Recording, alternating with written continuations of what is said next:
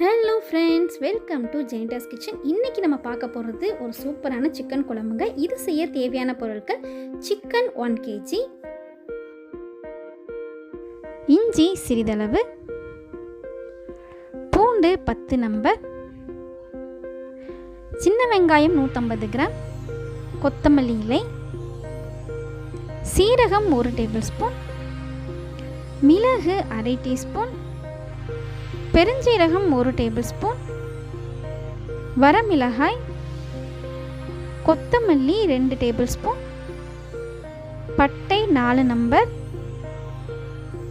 கிராம்பு 6 நம்பர், ஏலக்காய் 3 நம்பர், துருவிய தேங்காய் 3 டேபிள் ஸ்பூன், கருவேப்பிலை, உப்பு தேவைக்கு ஏற்ப, மிளகாய்த்தூள் 1 டேபிள் ஸ்பூன், மஞ்சள் தூள் 1/4 டீஸ்பூன், கடுகு தாளிக்க தேவையான அளவுங்க. இப்போ வாங்க ரெசிபி ஸ்டார்ட் பண்ண.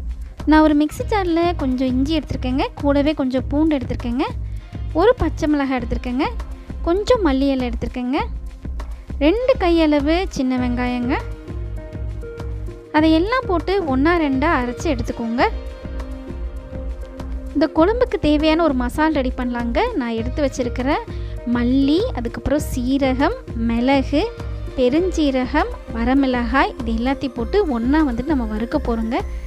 ட்ரையாக வறுக்க போகிறோங்க.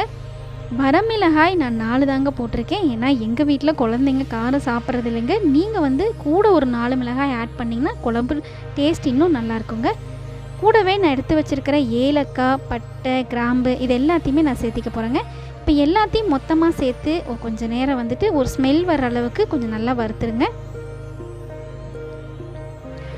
இப்போ கூடவே ஒரு லீஃப் கருவேப்பிலை எடுத்து அப்படியே போட்டிருக்கேங்க. அதையும் நல்லா வறுத்துக்குங்க.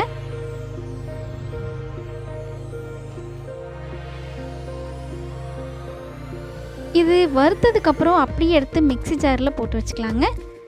அடுத்ததாக நம்ம கடாயில் கொஞ்சமாக ஒரு 3 டேபிள் ஸ்பூன் தேங்காய் துருவி எடுத்துருக்கேங்க. அதையும் கொஞ்சம் நல்லா ட்ரையாக வறுத்துருங்க.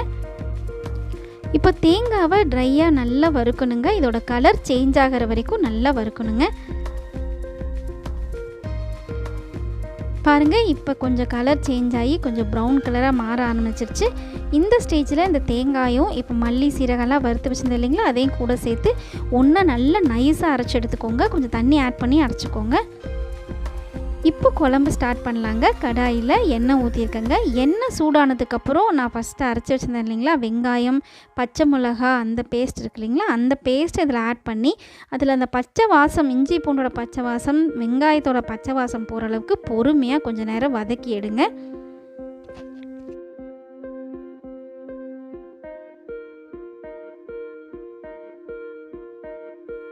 இப்போ பாருங்கள், வெங்காயம் நல்லா வதங்கி வந்துருச்சுங்க. இந்த ஸ்டேஜில் நம்ம அரைச்சி வச்சுருக்கிற மசாலாவை இதில் சேர்த்திடலாங்க. சேர்த்து இந்த வெங்காயமும் இந்த மசாலாவும் நல்லா மிக்ஸ் ஆகிற அளவுக்கு நல்லா கலக்கி விடுங்க.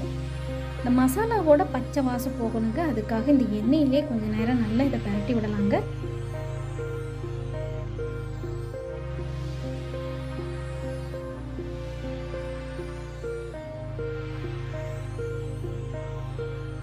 இப்போ இந்த மசாலா கூட கொஞ்சம் மஞ்சத்தூள் ஆட் பண்ணிக்கோங்க. கூடவே 1 டேபிள் ஸ்பூன் நான் காஷ்மீரி மிளகாய் தூள் ஆட் பண்ணியிருக்கேங்க.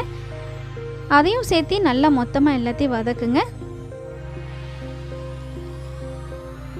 வரமிளகாய் நிறைய ஆட் பண்ணியிருந்தீங்கன்னா இந்த மிளகாத்தூள் ஆட் பண்ணுறதை நீங்கள் ஸ்கிப் பண்ணிக்கலாங்க. இந்த ஸ்டேஜில் இதுக்கு தேவையான அளவுக்கு உப்பு இதிலே சேர்த்திக்கலாங்க. அதையும் சேர்த்து நல்லா மிக்ஸ் பண்ணுங்கள்.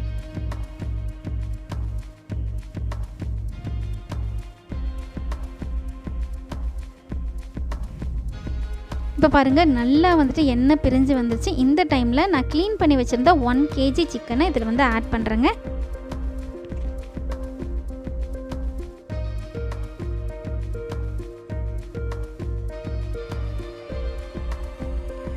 இப்போது சிக்கனும் அந்த மசாலாவும் நல்லா மிக்ஸ் ஆகிற அளவுக்கு கரண்டியில் நல்லா கலக்கி விடுங்க.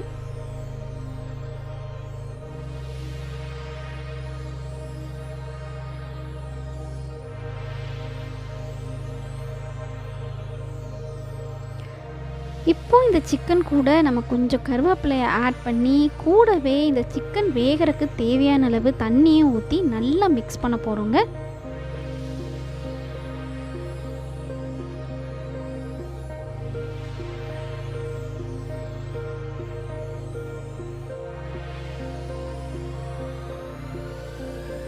இப்போ சிக்கன் வந்துட்டு நல்லா மிக்ஸ் பண்ணியாச்சுங்க. இதை அப்படியே வந்து ஒரு நல்ல ஒரு மூடி போட்டு கொஞ்ச நேரம் நம்ம வேக விடலாங்க.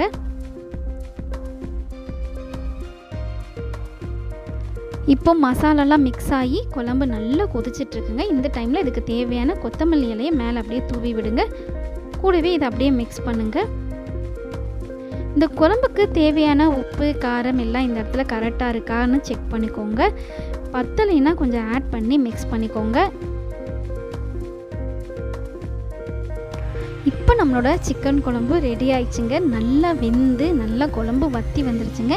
இந்த டைமில் இதுக்கு தேவையான ஒரு தாளிப்பை வந்து ஆட் பண்ணலாங்க. ஏன்னா மல்லி இதெல்லாம் ஆட் பண்ணியிருக்கிறதுனால கொஞ்சம் பச்சை வாசம் அடிச்சிட்டே இருக்குங்க. அதுக்காக வந்து இந்த தாளிப்பை நம்ம ரெடி பண்ணுறோம். ஒரு பேனில் வந்து எண்ணெய் ஊற்றிருக்கேங்க. இது நல்லா சூடானதுக்கப்புறம் கொஞ்சம் கடுகு வந்து அதில் ஆட் பண்ணுங்கள். இப்போ கடுகு வந்து நல்லா பொரிய விடுங்க.